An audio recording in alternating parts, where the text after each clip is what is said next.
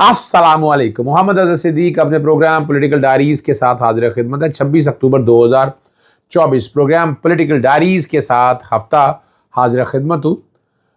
बड़े बेआबरू होकर तेरे कूचे से निकले, मौलाना फजलुर रहमान को मुंह छुपाने की कोशिश कर रहे हैं और दहशतगर्दी के मुकदमा में गिरफ्तार PTI कारकुन को छुड़ाने का मामला ये है क्या असल? इसमें मैंने भी कोई एक बात कही है, ट्वीट भी किया मैंने। जजेस की तादाद में इजाफे के लिए प्रैक्टिस तरमीम लाने का हवाला।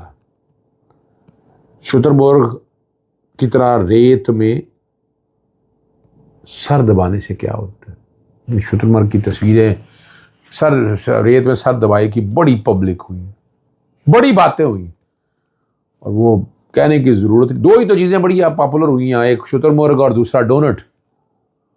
आज इस कौम को निजात मिल गई उस शख्स से जिसने पाकिस्तान की तबाही और बर्बादी में बहुत बड़ा किरदार अदा किया। यानी बुनियादी हकूक की जितनी वायलेशन, जो जुल्म और सितम होता रहा, आंखें बंद की रखी। कभी क्या कसम खाए अपनी मां की, कसम खाए कुरान मजीद की और बताए कौम को सच अब कि क्या कुछ होता रहा है। जस्टिस काजी फायद ईसा को कौम अच्छे लफ्जों में, जस्टिस का नाम भी तो नहीं लिखना चाहिए अब इनके साथ, काजी फायद ईसा को कौम ने याद रखेंगे। ये इसका नाम लोग ना कैसे कैसी तस्वीरें शेयर कर रहे हैं, कुछ शर्म और डूब करने का मकाम ही नहीं है। बातें बड़ी करते रहे लेकिन हालात तो आपके सामने आ चुके हैं। सर क्या कहेंगे? इसीलिए कहते हैं बड़े बेआबरू होकर कूचे से निकले।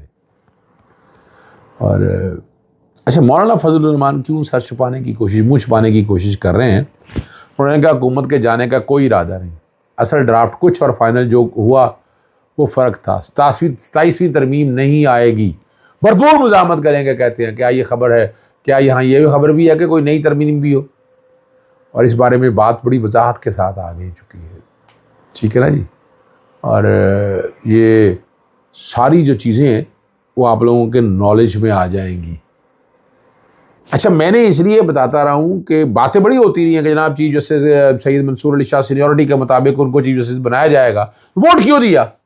बताए ना, वोट क्यों दिया? और फिर आपने ऐसी तरमीम का साथ क्यों दिया?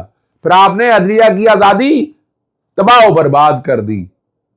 आपने बड़ा जुल्म किया जनाब मौलाना फजलुर रहमान साहब, पुराना बनाइएगा। मैं बड़ी सपोर्ट करता रहा, कमरान मुर्जा साहब बहुत अच्छे तरीके से चल रहे थे, लेकिन आखिर में आकर क्या हुआ? आप भी उसी रॉ में बह गए। अभी तो आपने एक और बड़ा ज्यादती को कर दिया आपने रिबा के केस में। रिबा के केस में क्या ज्यादती की आपने?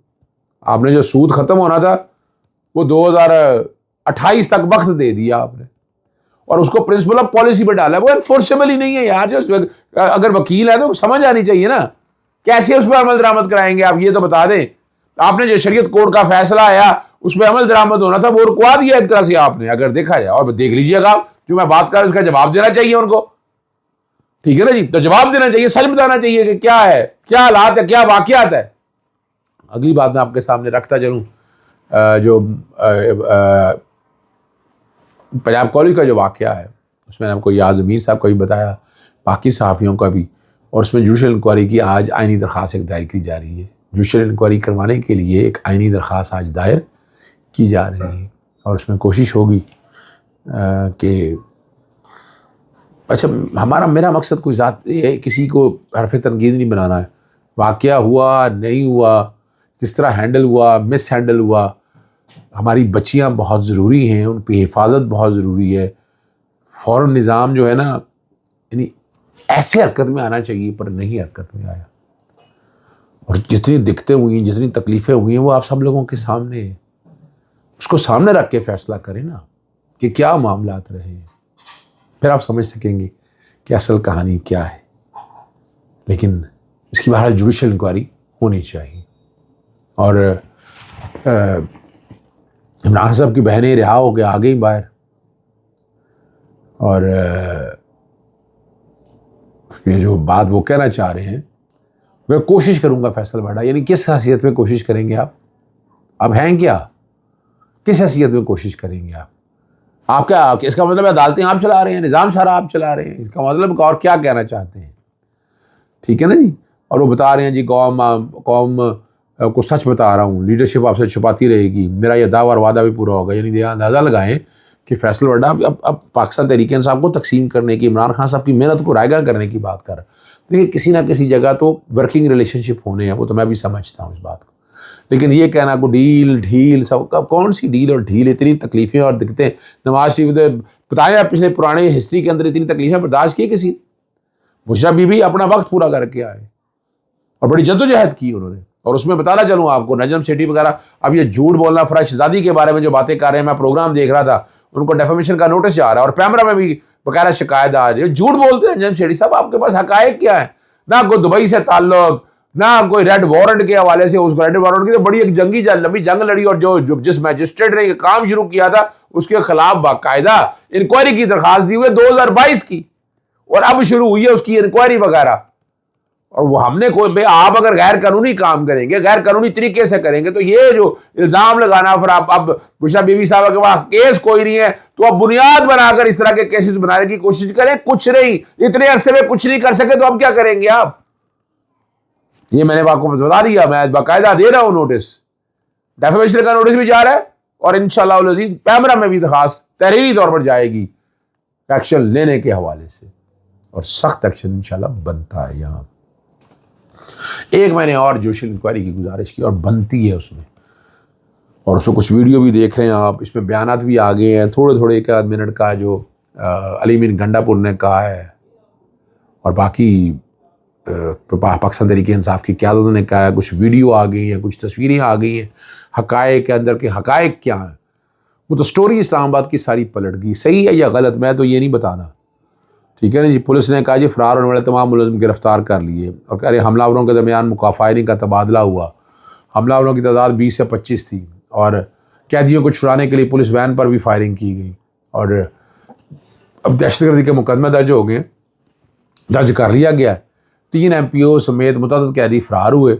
शेख वकास अकरम ने जो कुछ मैंने आपके सामने रखा है और कैन में किस तरह डाला गया, और ये सारी चीज़ें हम जो सारा कुछ सामने आ चुका है।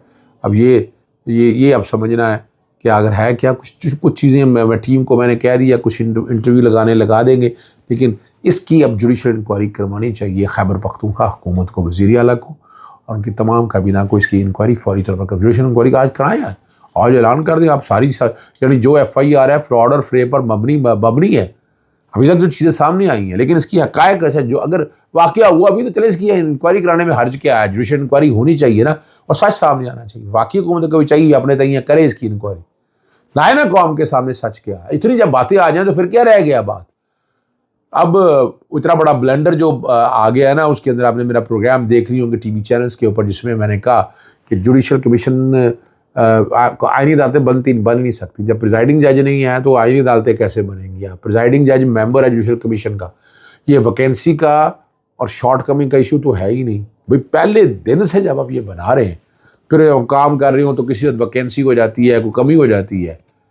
आप पहले दिन तो आपको कंपोजिशन पूरी रखनी है। आप इस कमी को पूरा करने के लिए 27वीं तरमीम की जो बात में पहले मैं जिक्र कर चुका, वो अब साथ साथ साइमल्टेनियसली क्या कर रहे हैं, supreme court practice and procedure में तब तरमीम की कोशिश की जा रही है फिर नए सिरे से, और ऑर्डिनेंस ऑलरेडी मैंने चैलेंज किया हुआ है, एक्ट में तरमीम कर रही है जी, और निजी रुकन के जरिए तरमीम लाने का फैसला किया गया।